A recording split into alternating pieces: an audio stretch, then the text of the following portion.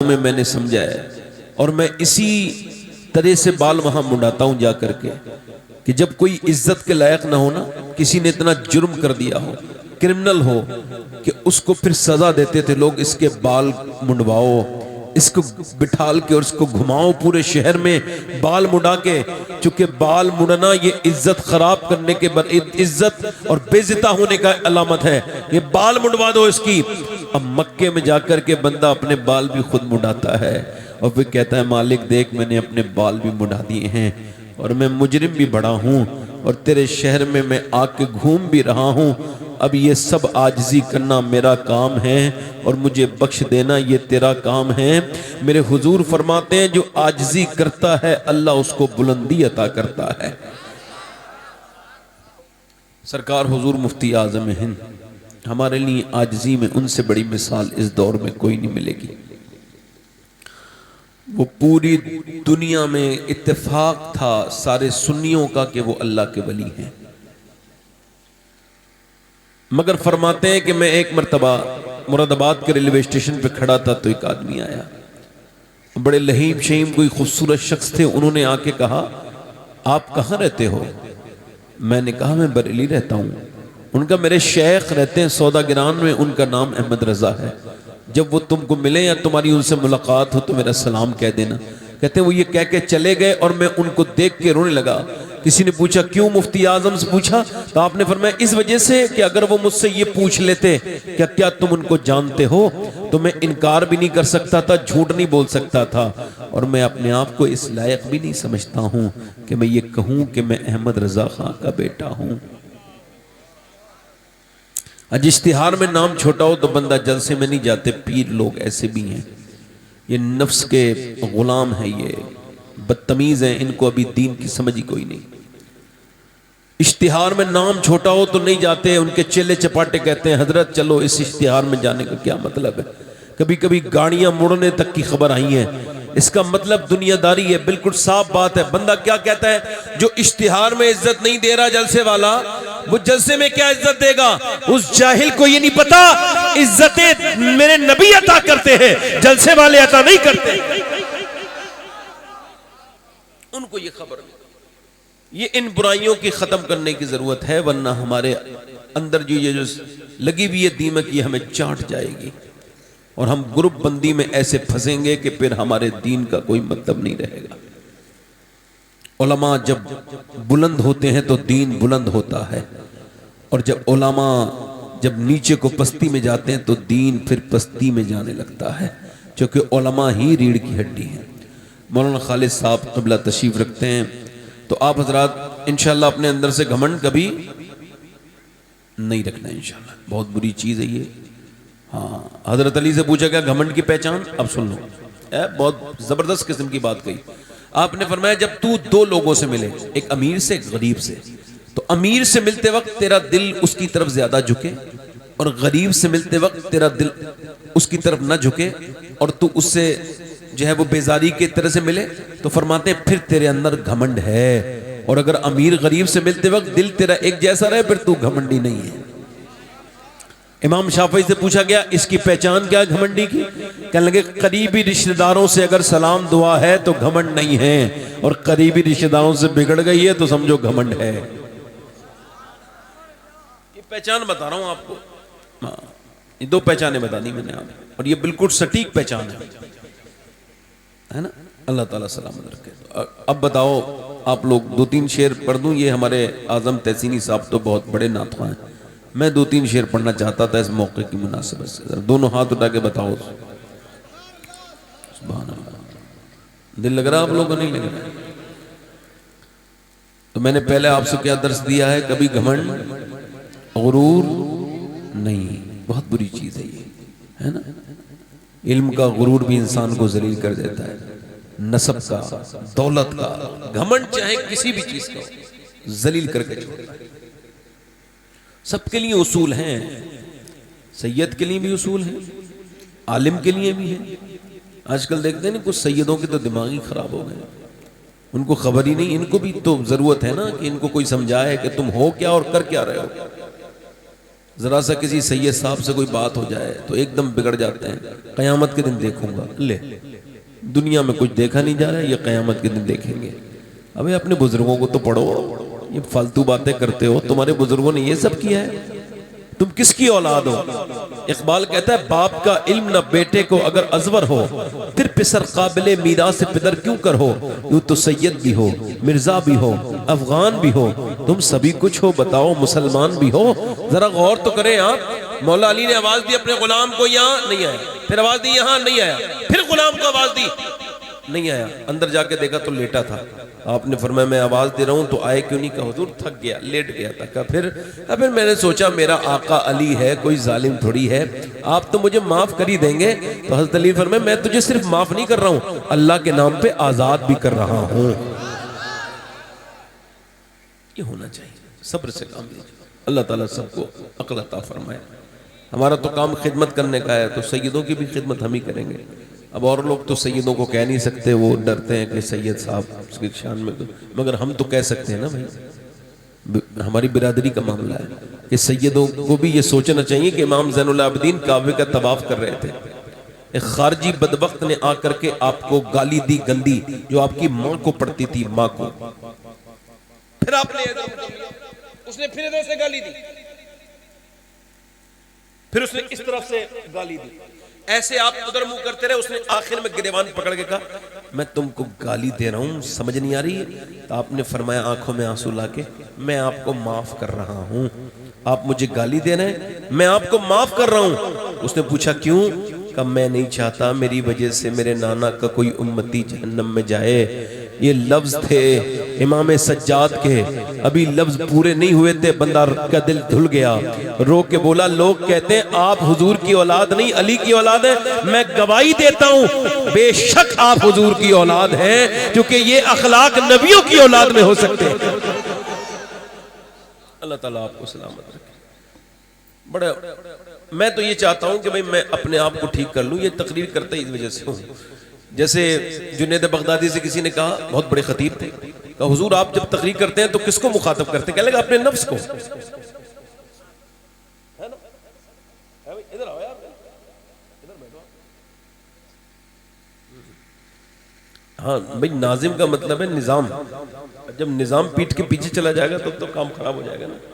तो मैं हुजूर की अम्मी की शान में 2-3 शेर पढ़ता हूं, आप इजाजत दें। दोनों हाथ उठा के बोले सुभान अल्लाह, मुस्कुरा के बोले मलके दो जहान है मेरे नबी की माँ। जोर से तो बोलो, चलो चलो चलो। मलके दो जहान है मेरे नबी की माँ, मलके दो जहान है, मलकाए दो जहान है मेरे नबी की माँ, मलकाए दो जहान है मेरे नबी की माँ, रहमत का साए बान है मेरे नबी की माँ, रहमत का साए बान है। और चची है मुर्तजा की तो दादी बतूल की। क्या बात, मेरे साथ जरा जोर से तो बोलो सुभान अल्लाह। चची है मुर्तजा की तो दादी बतूल की, अरे रखती खानदान है मेरे नबी की माँ। अच्छा, मैंने काबे में कितनी मर्तबा हाजिरी की है मुझे कुछ याद नहीं, और भी मज़ारात पे गया हूं, मगर जो लुत्फ मेरी रूह को हुजूर की अम्मी की बारगाह में आया, वल्लाह कह रहा हूं, इतना लुत्फ मेरी रूह को कभी काबे में भी नहीं आया। वो अव्वा के जो मैंने टीले देखे। अच्छा, सबकी माँ सबकी क्या है बोलो? सब लोग अपनी माँ को कहते हैं जान। क्या कहते हैं? अम्मी। जल्दी बोलो अम्मी। और यहीं पे रहा करो, इससे इधर उधर न जाया करो। ये लफ्ज यहीं पे ठीक है, अम्मी जान। बाकी जो दूसरी जगह ये इस्तेमाल होता है वो आफत जान के मुतरादिफ है। जो जान की अमान दे दे वो अम्मी जान है, और जो आफत जान बन जाए वो जान नहीं, आफत जान है। तो माँ क्या होती है बच्चे की? जान। अल्लाह करे ये शेर समझ में आ जाए। सुनो, कहते हैं अपनी माँ को सब बच्चे अम्मी जान, कहते हैं अपनी माँ को सब बच्चे अम्मी जान। अरे सोचो कि किसकी जान है मेरे नबी की माँ।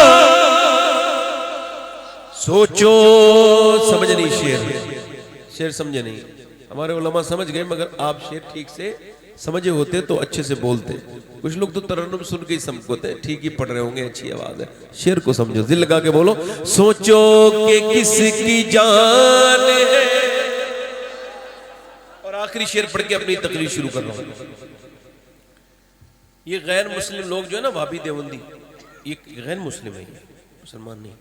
ये कहते हैं हमारे नबी की अम्मी मुसलमान नहीं है। अब सब कहो माज़अल्लाह, यानी हुजूर की अम्मी को ये कहते हैं वो काफिरा थी, कहो माज़अल्लाह। अब ये तो ये कहते हैं, हम सुन्नी क्या कहते हैं सुनिए। कहते हैं अपनी माँ को सब बच्चे अम्मी जान, सोचो कि किसकी जान है मेरे नबी की माँ। और ये शेर समाप्त करे, वो कहते हैं मुसलमान नहीं, और हम सुन्नी क्या कहते हैं? जुल्फों से लेके पाँव के नाखून की नोक तक, जुल्फों से लेके पाँव के नाखून की नोक तक, अरे ईमान ही ईमान है मेरे नबी।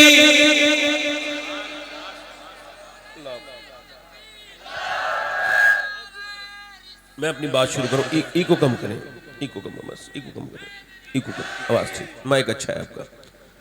मैं अपनी बात शुरू करूं। हुजूर तशरीफ ले आए रबीउल अव्वल में, है ना। आला हज़रत फरमाते हैं सुबह तैयबा में हुई।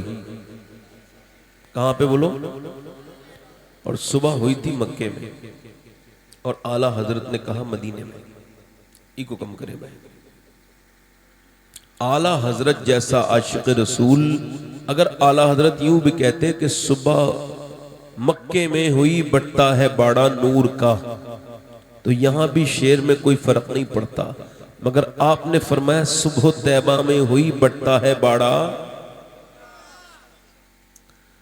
जब इस पर सवाल किसी ने किया तो मैं इसके जवाब के ढूंढने में लग गया। बहुत पढ़ने के बाद मुझे ये रिवायत मिली कि यहूदी जो रहते थे वो मदीने में रहते थे, मक्के में नहीं रहते थे। और उनकी किताबों में लिखा था कि एक सितारा जब आसमान पे नीचे को चमकेगा तो फिर नबी के आखिरी नबी आखिर ज़मा के आने का वक्त, आमना के लाल के आने का वक्त खत्म हो जाएगा और दूसरे अहद खत्म हो जाएंगे। अब आप तवज्जो करें, एक आदमी ने देखा, दो ने देखा, तीन ने, यानी दादा ने देखा, परदादा ने देखा, पोते ने देखा, परपोते ने देखा, देखते रहे, मगर हुजूर की विलादत का वक्त नहीं हुआ। मगर जब एक यहूदी एक दिन देख रहा था तो हुजूर की विलादत का दिन था, वो हुजूर की विलादत के वक्त था वो, तो उसने देखा कि वो सितारा जिसकी उनके किताबों में निशानी लिखी थी कि जब ये सितारा आसमान के से जमीन की तरफ ये नजर आने लगेगा तब नबी तशरीफ लाएंगे। तो जब वो सितारा उसने देखा तो नीचे आके बोला क्या कोई पैदा हुआ है इस मदीने में? कोई बच्चा का नहीं, मदीने में तो नहीं। किसी ने मुसाफिर ने कहा मक्के में एक बच्चे की खबर सुनी है कि आमना का लाल आया है, अब्दुल्ला का नूरे नजर लख्ते जिगर आया है। तो सुभान अल्लाह, वो यहूदी बोला फिर मुबारक हो, वो कोई आम बच्चा नहीं है बल्कि सारे नबियों का सरदार, रसूलों का सालार आया है। मेरा इमाम बोला सुबह तैयबा में हुई बट्टा है बड़ा नूर का, सदका लेने नूर का आया है तारा नूर का। क्या बात, मक्के में जो तारा आया है उसकी तरफ इशारा है, मदीने में जो आया। अच्छा वो तारा नूर, मेरे इमाम की बात ही अलग है, नूर देने नहीं आया, नूर लेने आया। ये बात वही करता है जिसके दिल में इश्क रसूल ज्यादा हो। और सुनो, हुजूर की आमद की सब खुशी नहीं मनाते, बोलो सब मनाते हैं। बेरोजगारी से बचना है तो हुजूर की आमद पे लंगर करो। मैं बता रहा हूं, लंगर से अच्छी कोई सूरत नहीं है। बुजुर्गों का तरीका लंगर ही था। ये जो जुलूस निकले हैं और इनमें माज़अल्लाह ये जो डीजे बजाए हैं इन कमबख्तों ने, उन तक ये मेरी बात पहुंच जाए। डीजे बजाने वालों के, वो कहते हैं वो गैर मुस्लिम अपने जुलूस निकालते हैं, वो भी डीजे। हमारी उनसे चीजें नहीं मिलती हैं, हम उनकी तरह नहीं हैं, ना वो हमारी तरह है। उनका अपना दीन है, हमारा अपना दीन है, और हमारा दीन किसी को तकलीफ पहुंचाने की इजाजत नहीं देता है। हुजूर आए रहमत बन के, तुमने ये डीजे डबाजे, लानत है ऐसे बदबख्तों पर जिन्होंने हुजूर के मीलाद जैसी खुशी को माज़अल्लाह मजरू किया और डीजे बजा करके अपनी बदतमीजी और जहालत दिखाई। हजरत अबू बकर सिद्दीक रात में जब चलते थे तो जूते उतार के चलते थे। ये सारी बातें उन तक पहुंचाओ जिन्होंने ये बदतमीजियां गांव गांव की हैं, शहर शहर की हैं, डीजे लगा के। ये डीजे वाली खुशी नहीं है, ये तो हुजूर की मीलाद को बदनाम करना है। ये मीलाद की खुशी ऐसी नहीं होती कि डीजे जोर जोर से आपका बज रहा है, लोगों के दिल धड़क रहे हैं, लोगों के, आपने लाखों रुपया डीजे वाले को दे दिया, आप माज़अल्लाह दुनियादार बन गए। अब जरा गौर करें, हजरत अबू बकर सिद्दीक रात को जूते उतार के चलते थे। हजरत उमर ने कहा, ऐ अमीरुल मोमिनीन, रात को जब जूते पे आप जब चलते हैं तो जूते आपके पाँव में क्यों नहीं होते? फरमाते हैं, मैं नहीं चाहता कि मेरे पाँव की आवाज से किसी मुसलमान की या इंसान की नींद खराब हो। अब मुझे बताएं आप, इस्लाम इतना सेंसिटिव मजहब है और ये अल्लाह के रसूल सल्लल्लाहु अलैहि वसल्लम ने जोर से बोलने के लिए अल्लाह के रसूल ने मना फरमाया कि भी इतना जोर से ना बोलो। किसी के दरवाजे पे जाओ तो ज्यादा जोर से आवाज ना दो, एक बार आवाज दो, 2 बार 3 बार सलाम करो, जवाब ना दे वापस आ जाओ। ऐसा हुकूक इस्लाम ने बताए हैं और तुमने लोगों के घरों में डीजे बजाए। मेरे नबी पाक के गुलामों, सबसे बेहतरीन काम यह था कि लंगर होता। और सुनो, तुम्हारे मीलाद के जुलूस तो इतने अच्छे होने चाहिए कि सफेद कपड़े तुमको पहनने चाहिए थे और तुमने एक सफेद इमामा, बल्कि अगर ना मेरे ना हो तो टोपी, और फिर इतर लगा के नीचे नजरें करके झुकी हुई नजरों के साथ जाओ। ना इधर के इश्तिहार देखो, ना उधर की गलियां देखो, ना इधर की सड़कों पे देखो, ना उधर के नजारों को देखो, ना तुम्हारी नजरें ऊपर उठे जब तुम्हारा जुलूस निकले और जब तुम्हें प्रशासन देखे तो वो खुद भी ये कहने पे मजबूर हो जाए, अरे जब नबी का मीलाद मनाने वाले ऐसे हैं तो जो आज के दिन पैदा हुआ है वो मोहम्मद कैसे हो?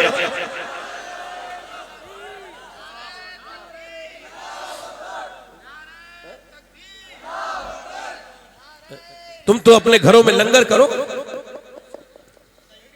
बेहतरीन किस्म की गोश्त बनवाओ, बेहतरीन जैसे बकरा ईद पे बकरे ज़िबा होते हैं, करो ज़िबा बकरे।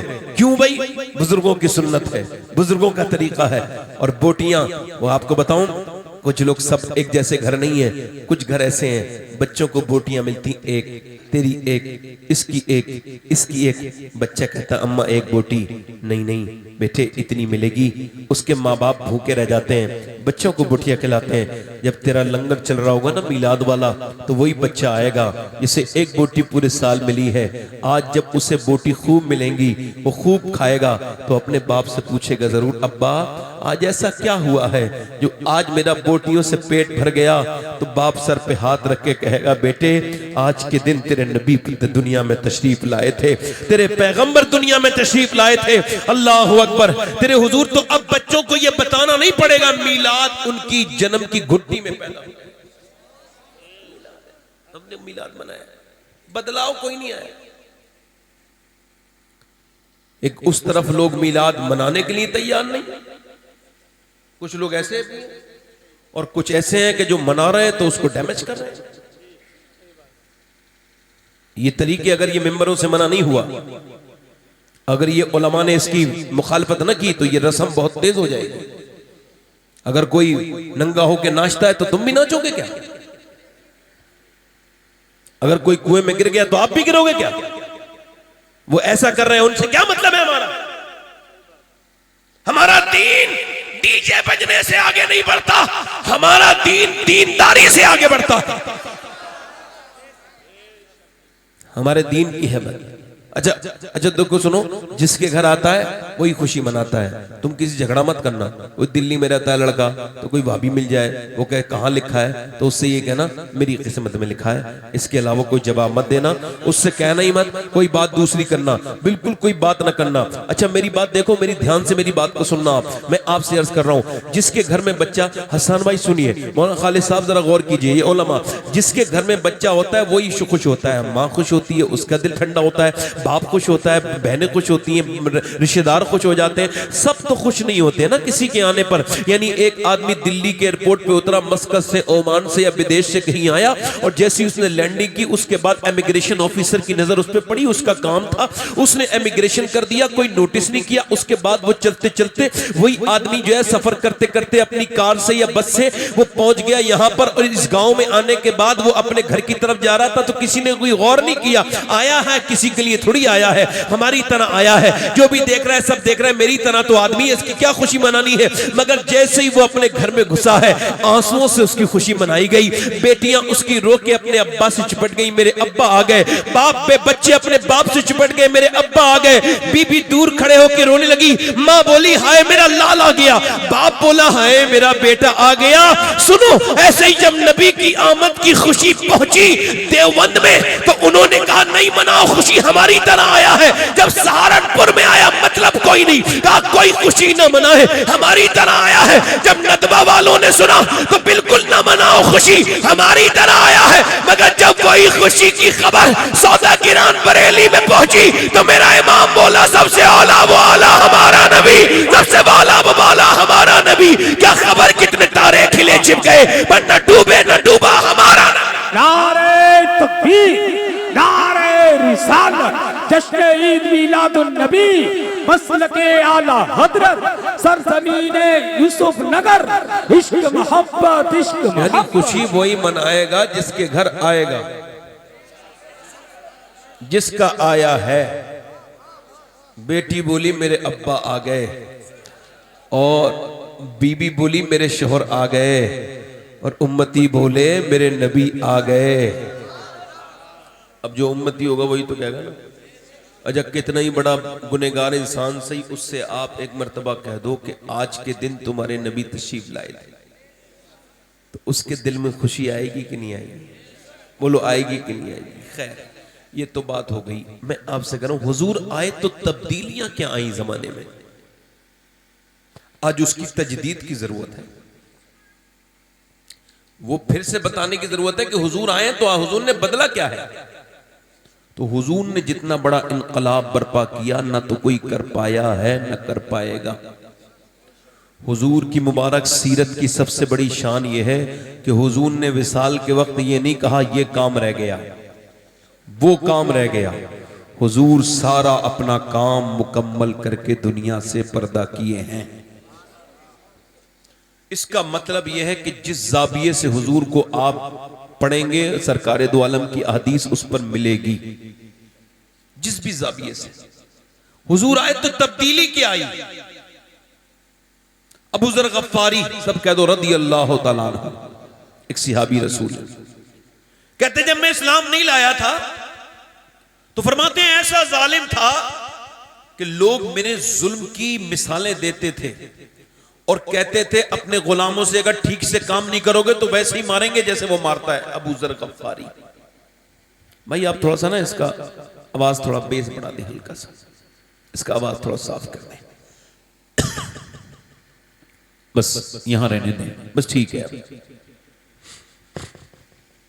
मेरी आवाज जैसी वैसी तो होनी चाहिए ना कम से कम। वैसे तो आपका माइक बहुत अच्छा है, मैं कभी माइक से शिकायत नहीं करता। अल्लाह ने मुझे माइक बहुत अच्छा दिया, मैं कभी शिकायत नहीं रहता हूँ। आपने सुना, मैं कभी इस चक्कर में नहीं पड़ता। ये तो वो जो आजकल के नौजवान चल रहे हैं, वो शायर, वो थोड़े से कमज़ोर हैं बेचारे, तो जब कुछ नहीं कर पाते हैं तो माइक वाले पे गुस्सा उतार देते हैं, तो उनका मामला ऐसा है। खैर मेरी तरफ देखें, हजरत अबू ज़र गफ्फारी, सब कह दो रदी अल्लाह ताला अन्हु, वो फरमाते हैं सैयदना अबू ज़र गफ्फारी कि मेरा नाम इतना बदनाम था मारने पीटने में, मैं अपने गुलामों को ऐसे मारता था कि मेरी मिसाल देते थे लोग कि अगर तुमने काम ठीक से नहीं किया तो अपने मजदूर से कहते थे तुझे वैसे ही मारेंगे जैसे अबू ज़र गफारी मारता है। कहते मैंने हुजूर के मुबारक नाम को सुना, हुजूर की बातों को सुना तो मेरा दिल हुजूर से मुलाकात का चाहा। कहते मैं गया और हुजूर का होके रह गया, यानी कलमा पढ़ के मुसलमान हो गया। कहते जब हुजूर ने मुझे कलमा पढ़ा दिया मैं वापस जाने लगा, हुजूर ने फरमाया ठहरो, मैं ठहर गया। मैंने अर्ज की जी या रसूल अल्लाह। सरकार ने फरमाया सुनो अबू ज़र, अपने गुलामों पे रहम करना, मैं निसार तेरे कलाम पर मिली यूं तो किसको ज़बान नहीं, वो सुखन है जिसका सुखन ना हो, वो बयां है जिसका बयां नहीं। अल्लाह अकबर। मेरा इमाम कहता है, अबू ज़र गफ़ारी कहते हैं लफ्ज़ तो महबूब ने दो ही कहे थे मगर दिल में ऐसे उतरे कि कांपने लगा। मैंने हुजूर ने फरमाया क्या हुआ? नहीं नहीं हुजूर, बस सरकार बिल्कुल ख्याल रखूंगा। कहते हैं मैं चल दिया। मेरा इमाम कहता है उसकी बातों की लज्जत पे लाखों दुरूद, उसके खुतबों की हैबत पे लाखों सलाम। फरमाते हैं कि जब मैं अपने घर गया तो मैंने बेहतरीन दावत बेतकल्लुफ की, बकरे कटवाए। मेरे घर वालों ने कहा किसकी दावत है? मैंने कहा आज मैं अपने गुलामों की दावत अपने घर पे कर रहा हूँ। कहते हैं भुना हुआ गोश्त रखा है, ऐसी दावत मैंने कभी की नहीं थी जैसी उस दिन की। कहते हैं मेरे सारे गुलाम 18-19 सामने बैठे हैं और सब मुझे देख रहे हैं। मैंने उनको बिठा दिया तो वो सोच रहे हैं न जाने क्या होगा। तो एक मैंने अपने गुलाम को देखा, वो काफी उम्र दराज था, बूढ़ा कांपने लगा। मैंने कहा क्या हुआ? कहने लगे तुझे मारना है तो पहले ही मार ले, अब मैं खाना खाने के बाद पिटना मुझे अच्छा नहीं लगेगा। और फिर रो के बोला अब मेरा जिस्म मार बर्दाश्त नहीं कर सकता, तुझे मारना है तो पहले ही मार ले। ये कह के वो भी रोया, बाकी गुलाम भी मुझसे कांपने लगे। कहते हैं मैं आगे बढ़ा और जाकर के मैंने उससे कहा तू मुझे माफ कर दे, मैं तुझसे माफी चाहता हूँ। वो बोला देख मजाक न कर, फिर एक नया मजाक तू शुरू कर रहा है। हजरत अबू ज़र गफ़ारी कहते हैं मैंने उससे कहा खुदा के वास्ते मैं तुझसे माफी चाहता हूँ, तुम सबसे माफी चाहता हूँ। अल्लाह अकबर। गुलाम आके फैला के कहने लगे कि आज के बाद मैं तुमसे कहता हूँ कभी तुम पे हाथ नहीं उठाऊंगा। वो गुलाम बोले इसमें क्या तब्दीली कैसे आई? अबू ज़र बोले जब से मुस्तफा के हाथ में हाथ दिया है अब ये हाथ जुल्म के लिए नहीं उठ सकता, ऐसा करो मुझे माफ कर दो। गुलाम बोले ओ अबू ज़र जरा मुझे हमें भी तो उस नबी का दीदार कला के लेके आ कि जिसकी एक मुलाकात ने तुझे ऐसा बदल दिया। हम खाना बाद में खाएंगे, पहले कलमा पढ़ के मुसलमान होना।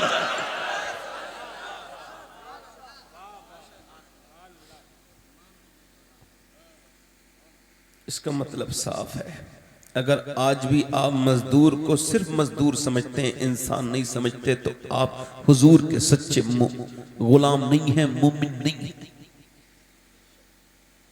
हैं। आप देखो तो एक और नाम सुनाता हूं, दिल आप बैठिए, दिल लगाइए अपना मेरी तरफ। मैं एक आशिक की बात सुनाता हूँ, वो हम सब के आका हैं मगर समझाने के लिए बता रहा हूँ। वो गुलाम थे। वो गुलाम कहते हैं कि जब मैं इस्लाम नहीं लाया था, बच्चा था, ध्यान से सुनना जरा। कहते हैं नबी के आने से जो फर्क पड़ा है ना जमाने में, वो आपको बताने की कोशिश कर रहा हूँ, ध्यान से सुने। वो कहते हैं मेरा बाप एक दिन मेरे घर आया, उसका नाम रवा था। कहते हैं उसने मुझको गर्दन से पकड़ा और मेरी गर्दन दबाना शुरू कर दिया।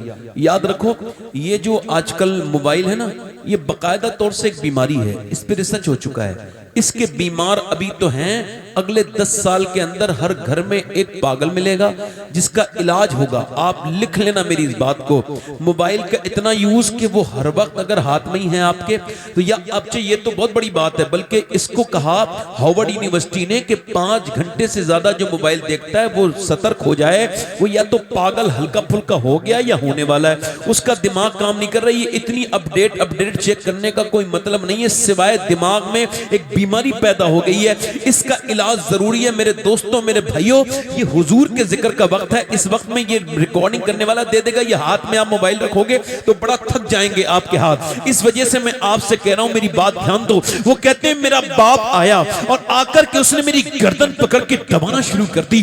अल्लाह अकबर। कहते हैं मेरी मां ने कहा ये क्या कर रहे हो? मेरी आंखें जब बाहर आने लगी, अपने सगे बेटे को मार रहे हो? तो बोला हाँ, इसको जिंदा नहीं छोड़ूंगा। मां ने पूछा क्या हुआ? कहने लगे लगे मेरे आका ने कल भी मुझे मारा था, आज भी मारा है, कल इस वजह से मारा था कि तूने ऊंट धूप में क्यों रहने दिया, तूने बांधा क्यों नहीं, आज इस वजह से मारा है कि तूने मेरी बगैर इजाजत के धूप से छांव में ऊंट क्यों बांधा। अब बता क्या हाल है। कहते उसने मेरे अपना कुर्ता हटाया मेरे बाप ने तो उसका पूरे जिस्म पे बड़े बड़े मोटे निशान थे, उसकी खाल उधड़ी हुई थी। मेरी माँ ने कहा छोड़ दे मेरे बेटे को, इसकी क्या खता है। कहने लगा मैं ऐसे अपने बेटे को छोड़ के जाऊं, जैसे मैं पिटता हूं ऐसे ये भी पिटेगा, जैसे मुझे मारा जाता है, इसकी क्या जिंदगी है। कहते उसने मेरी गर्दन दबाई, मेरी माँ ने मुझे बचा लिया। कहते फिर तीसरे दिन मेरे बाप को फिर उसके आका ने मारा, यहां तक कि मेरा बाप मर गया। हमने वो शहर छोड़ा, हम मक्के में आ गए। मैं एक जगह जवान हुआ तो बिका, फिर दूसरी जगह बिका, फिर तीसरी जगह बिका। अल किस्सा मुख्तसर, मैं सोचने लगा ये काला रंग मेरा ऐब है, फिर सोचने लगा ये काला क्या मैंने खुद बनाया है। कहते मैं अपने मालिक से दुआ करता था पैदा करने वाले तू जो भी है, मुझे खबर नहीं थी मगर तू सबको पैदा करता है तो उनको खूबसूरत चेहरे हैं, मेरे चेहरे की वजह से। कहते मुझसे सिर्फ मक्के में एक ही आदमी बात करता था, उसका नाम अबू बकर सिद्दीक था। मैं उससे ही अपना दुखड़े रो लेता था। जब अबू बकर सिद्दीक मुसलमान हो गए तो मुझसे बोले तू भी नबी का गुलाम बन जा। और कहते वो नबी मुस्तफा जाने रहमत गुजरते थे, मुझे मुस्कुरा के देखते थे, बातचीत तो कभी नहीं हुई। कहते मगर मुस्कुरा के जरूर देखा करते थे। वो पहले अकेले शख्स थे जो इतनी खूबसूरत मुस्कुराहट के साथ मुझे देखते थे। कहते मैं उनको देखता था, अबू बकर से कहता था क्या मेरा भी कुछ होगा। अबू बकर बोले कलमा पढ़ ले, नबी तुझको जरूर इज्जतें अता फरमाएंगे। कहते नबी एक दिन मेरे डेरे पे आ गए और मैं चरा रहा था बकरियां, तो मुझसे कहा कोई बकरी में दूध है, हमको भूख लगी है। कहा मेरी सारी बकरियों के थन सूख चुके हैं, मौसम नहीं है, बकरी दूध नहीं दे सकती। फरमाया जो सबसे ज्यादा सूखे हुए थनों की बकरी हो, इससे बिल्कुल उम्मीद ना हो, उसे लेकर के आओ। वो कहते हैं मैंने आगे कर दी एक बकरी जो कभी दूध नहीं देती थी। नबी ने अपने दोनों मुबारक हाथ उसके थनों पे लगाए, अभी दस्ते मुबारक टच हुए हैं कि दोनों खीरियां भर गई, दोनों उसकी थन भर गए। और फिर दूध उसने मेरे नबी ने पिया, अबू बकर सिद्दीक ने पिया, मैंने भी पिया। जब तक वो बकरी जिंदा रही दूध देती रही। फरमाते उसी मुझसे को देखकर मैं मुसलमान हो गया। वाह वाह वाह वाह वाह, जिंदा। कहते मैं मुसलमान तो हो गया, कहते मैं मुसलमान तो हो गया, मगर मेरे दिल में यही एक ख्याल रहा कि मैं नबी ने फरमाया था देखो खामोश रहना, अभी अपना इस्लाम किसी पे जाहिर। और 7वें नंबर का मुसलमान है, साबिकून में शामिल है वो शख्स जिसका मैं जिक्र कर रहा हूं। अगर आपको कोई दुआ ऐसी हो जो अभी तक कबूल नहीं हुई हो, तो जब मैं ये जिक्र कर रहा हूं तो आप अपने दिल में उस दुआ को मांगे। मेरा ईमान ये कहता है कि उस मुबारक और मकबूल और इतनी बड़ी शख्सियत है, अल्लाह उसके नाम की सदके आज भी बांटता है, कल भी बांटेगा, बड़े ही करीम है अल्लाह। सुनो वो कहते हैं मैं 7वां मुसलमान था मगर मुझसे मना किया गया, तुम बताना मत किसी को। कहते हैं मैं छुपाए हुए था, मगर इश्क और मुश्क नहीं छुपता। आजकल के नौजवानों से अपना आईफोन नहीं छुप रहा है तो कोई ईमान कैसे अपना छुपा सकता है। ईमान तो सबसे कीमती चीज है, ईमान से बड़ी चीज कोई है ही नहीं दुनिया में। जिसको अल्लाह ने ईमान दे दिया वो उससे बड़ा मालदार दुनिया में कोई नहीं है। उसको एक बिलीव है, उसकी जिंदगी कामयाब है। कहते हैं मुझे उस दिन मेरा ईमान खुल गया, मेरा राज फाश हो गया जिस दिन अम्मार को मार रहे थे लोग, और उसको अम्मार की माँ को थोड़ी देर पहले कत्ल किया गया। अम्मार की माँ सुमैया सबसे पहली शहीदा है। उस सुमैया से अबू जहल मारता था मुंह पे थप्पड़, मगर ईमान लाने के बाद उसने छोड़ा नहीं। एक दिन अबू जहल ने अपने बुत को सामने रख के कहा इसको भी खुदा मान ले, अपने खुदा को भी मान। उसने उस बुत पर थूक के कहा जब ये है ही नहीं बुत है तो मैं कैसे मानूंगी। उसने नीचे से मारा नेजा, नीचे से लगा नेजा तो ऊपर तक निकल गया और उसका पेट फाड़ता हुआ जब निकला तो वो 70-75 साल की बूढ़ी जमीन पे गिर गई। अल्लाह अकबर। उसके बाद उसके आदमी को 2 ऊंटों के बीच में चीर दिया गया। अब इसके जवान लड़के को पकड़ के मार रहा है अबू जहल, अबू सुफियान, उतबा, शैबा, ये लोग मार रहे हैं। ये कुफ्फारे मक्का उस पर जुल्म कर रहे हैं और मारते मारते कहते इस्लाम छोड़ेगा, वो कहता नहीं छोड़ूंगा। वो कहने लगा, वो बयान करते हैं कि जब ये बात आगे बढ़ी, जब ये मारते मारते थक गए तो मेरे हाथ में उमैया ने दे दिया कौड़ा कि तू अब तू मार। कहते हैं उसने मेरी तरफ बुलाया। आज मुसलमानों का हाल यह है, एक दूसरे की नेमतें देख के जलते हैं, हासिद हो गए। हम मुसलमान हैं, मुसलमान तो इसे कहते हैं कि वो जो पिट रहा था ना, उसने बुलाया और कहा यहाँ आओ। कहते हैं मेरे कान में कहा तू मुसलमान है मुझे पता है, मगर तू भी 2-3 कोड़े मार ले ताकि तेरा राज ना खुले। मैं नहीं चाहता कि मेरे भाई पे भी वही गुजरे जो मुझ पे गुजर रही है। अल्लाह अकबर। कहते हैं मैंने उसकी बात सुन के कोड़ा ऊपर को घुमाया। इकबाल कहता है पुख्ता होती है अगर मसलहत अंदेश हो अक्ल, और इश्क हो मसलहत अंदेश तो है खाम अभी। बेखतर कूद पड़ा आतिश नमरूद में इश्क, अक्ल थी महबे तमाशाए लबे बाम अभी। कहते हैं मैंने उस कोड़े को घुमाया और घुमाने के बाद उसको फेंक दिया और फिर जाकर के अपने भाई से जिस्म से चिपट गया। और मैंने कहा देख जब इश्क साथ में करते हैं मुस्तफा से मदीने वाले से तो फिर मार भी साथ में ही खाएंगे। मेरे भाई कहते हैं वो मुझे चिपट के रोया, मैं उसको चिपट के रोया। जब हम दोनों रोए तो उमैया ने आवाज दी क्या तू इस्लाम ला चुका है? तो कहने लगे बिलाल हाँ मैं इस्लाम ला चुका हूं। नारे तकबीर, नारे रिसालत, जश्न ईद मिलादुन नबी, मसलक आला हजरत। वाह विरासत के मुसलमानों सुनो, बाप की तरफ से इस्लाम मिल गया। हमको क्या खबर इस्लाम में कितनी तकलीफें आई हैं, हमने क्या पता। बिलाल हबशी कहते हैं फिर मुझे मारा, मेरा मुंह फाड़ दिया, मुक्के मारे, मुझे गिरा दिया और फिर उनकी गर्दन में रस्सी डाली, सारे कपड़े उतार दिए और फिर उनको जो है वो मक्के की गलियों में उनको घसीटा जा रहा है। अल्लाह अकबर। मैं अपनी बात कर रहा हूं मेरी अपनी हाल यह है कि मैं बनियान के साथ भी कभी किसी के सामने नहीं आता बगैर कुर्ता पहने हुए, मगर हजरत बिलाल हबशी को बगैर कुर्ते के जमीन पे घसीटा जा रहा है। हजरत हसन इब्न साबित कहते हैं इस्लाम नहीं लाया था तो मैंने देखा कि उसको बिलाल को घसीट के लेके जा रहे हैं लड़के, और वो कह रहा है अहद अहद अहद अहद अहद। कहते हैं वो कह रहा है अहद और उसको घसीट के ले जा रहे हैं और घसीटते घसीटते घसीटते घसीटते उसके जिस्म से खून निकलता है, मगर वो फिर भी कहता है अहद अहद। मक्के के लड़के उनको घसीट रहे थे। फरमाते हैं हसन इब्न साबित, और फिर एक दिन हजरत अबू बकर बोले यार हल्के हल्के जिक्र कर लिया कर, तू जोर से जिक्र क्यों करता है? कभी एक जिक्र जली है एक जिक्र खफी है। फरमाने लगे ठीक है जिक्र खफी कर ले, छुपावा जिक्र कर ले। तो आपने कहा ठीक है। 3 दिन तक नहीं बोले जोर से, मगर तीसरे दिन जब उमैया निकला तो जोर से हजरत बिलाल ने कहा अहद अहद हुवल्लाहु अहद हुवल्लाहु अहद अल्लाहु अकबर। सैयदना बिलाल हबशी रदी अल्लाह तआला ने जब ये कहा ना तो फिर उमैया ने मारा। हजरत अबू बकर सिद्दीक बोले यार मैंने तो आपसे कहा था एक जिक्र जली है, एक जिक्र हल्के जिक्र करना चाहिए था। फरमाने लगे 3 दिन किया मगर वो मजा नहीं आया जो दुश्मन जब मारता है। अल्लाह के जिक्र में मजा है, जब लोग मुझे मारते हैं तब मजा है। मगर क्या हुआ एक दिन हजरत बिलाल से उसने आजिज आकर के उस उमैया ने आपको जो ना गरम गरम रेत पर लिटाला, नीचे से फपोके पड़ के फूट रहे हैं, रेत इतनी गर्म है, ऊपर से रख देंगे, ऊपर से आपके जिस्म पर आपके सीने पे रख दिया गया आपके पत्थर, अब नीचे से ऊपर से गर्म पत्थर और नीचे से लोग कह रहे हैं बिलाल अपने खुदा रसूल को क्यों नहीं पुकारता? कहने लगे जब कोई किसी चीज को खरीदता है तो उसको मटके को भी देखता है बर्तन को ये पक्का है कि नहीं, मेरा रब मुझे आजमा रहा है। उसके बाद बिलाल यही कहते हैं ओ अल्लाह अहद। अब एक तो तपती हुई रेत कभी मदीने में और मक्के में जाकर के देखो बगैर चप्पलों के चलना दुश्वार है।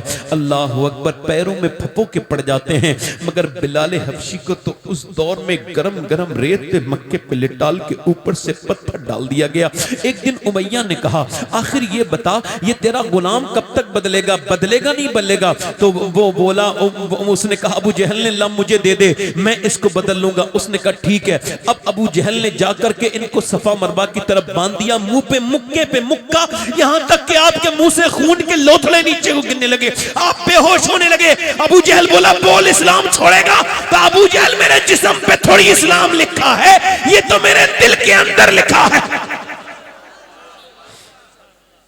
अबू जहल मारता रहा, बिलाल हबशी सहते रहे, मगर फिर उसने क्या किया जरा गौर तो करो।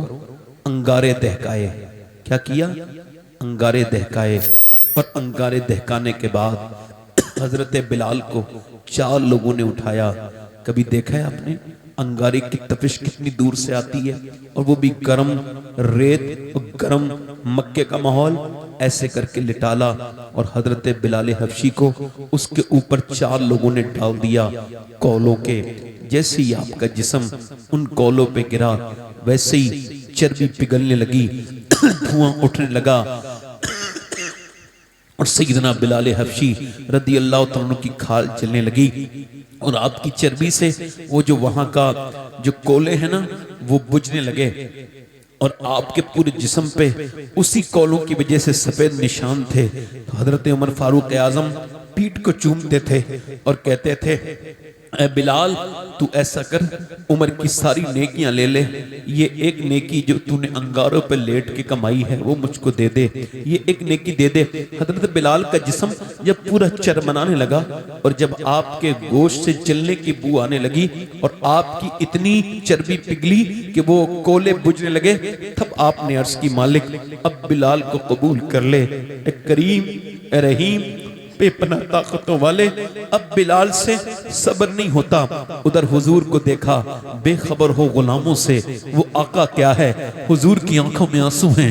हजरत अबू बकर सिद्दीक गए, जाके अर्ज करते हैं, या रसूल अल्लाह आपकी आंखों में आंसू क्यों हैं?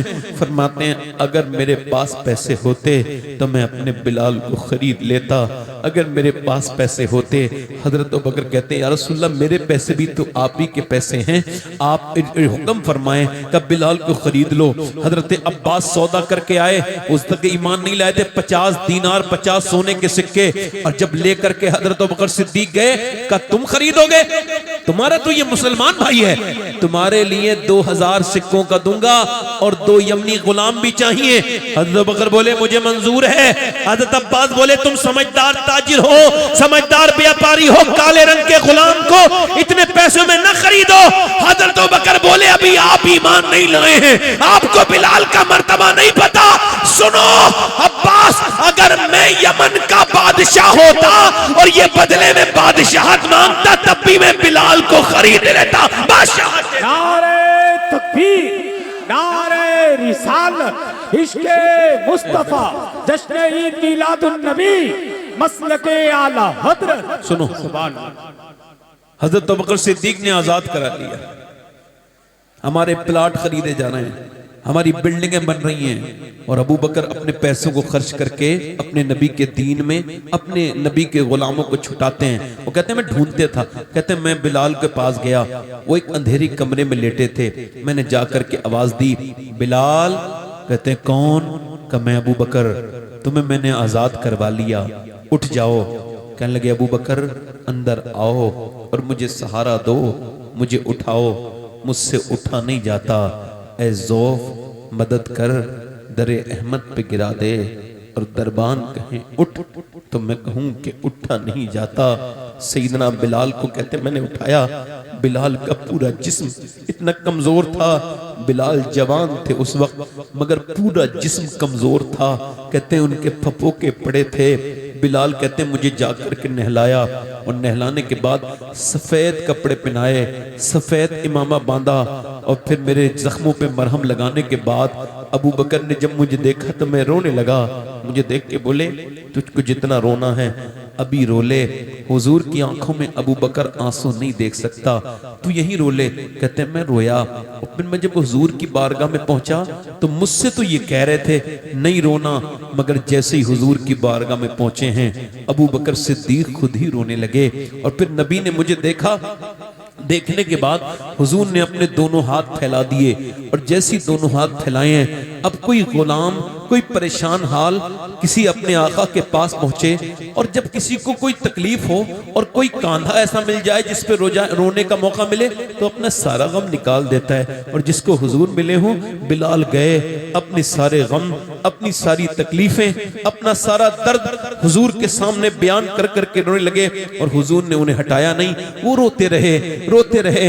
अल्लाह अकबर। मैं कहता हूँ बिलाल तुझ पर मेरे माँ बाप कुर्बान हो जाएं, कि लोग तो रोते हैं हुजूर के दरो दीवार से मिलके, तू रो रहा है मदीने वाले सरकार से मिलके। तेरी शान का क्या हाल है। अबू बकर सिद्दीक कहते हैं बिलाल रो के नीचे को बैठे, हुजूर ने आवाज दी खतीजा मेरा बिलाल आ गया है, लाओ कुछ खाने को। कहते 3 हुजूर खजूर लाई हुजूर की बेटी, हुजूर ने खजूर उठाई, मैं खाने लगा, फरमाया तुम अपने हाथ से ना खाओ। हुजूर ने अपने दस्ते मुबारक से उठा के वो खजूर की गुटनी निकाली और फिर मेरे मुंह में दी। कहते हैं हजरत बिलाल से किसी ने पूछा कुछ ऐसी बातें हैं जो आप कभी भूल नहीं पाएंगे? कह लगे वो मजाक मेरे मुंह से कभी नहीं गया आज तक जो हुजूर ने खजूर खिलाई थी। और एक दूसरी बात यह है कि जब मक्के में मुझे हुजूर ने फरमाया फतह मक्का करने के बाद, मक्का फतह हुआ कि अजान पढ़ो बिलाल काबे पे चढ़, काबे के ऊपर, तो उन्होंने कहा कुफ्फारे मक्का ने अगर बिलाल अजान पढ़ेगा तो हमारा दिल बेकार और हो जाएगा, गुलाम को काबे के ऊपर न चढ़ाएं।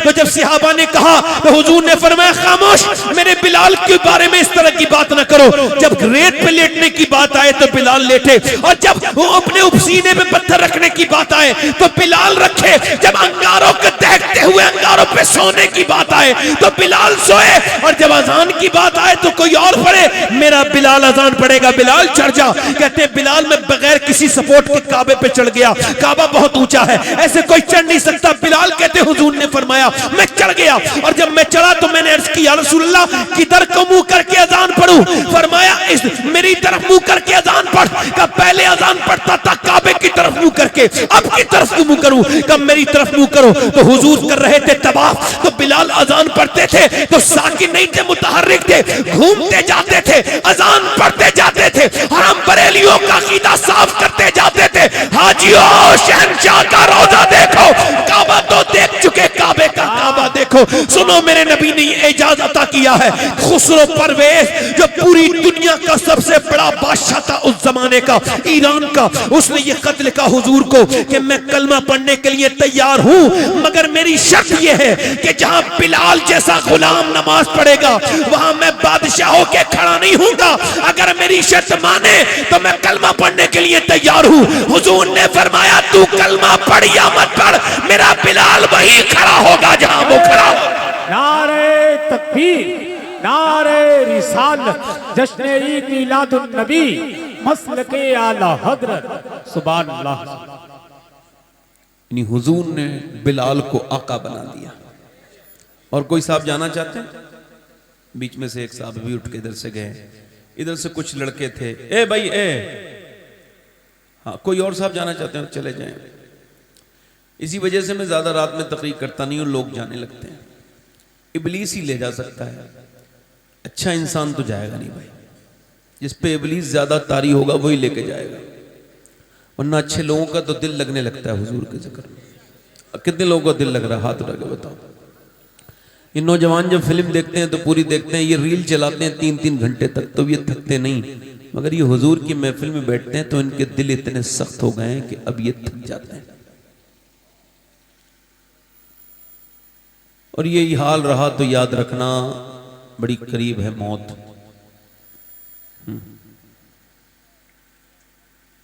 इधर कौन बात कर रहा है पर्दे के पीछे?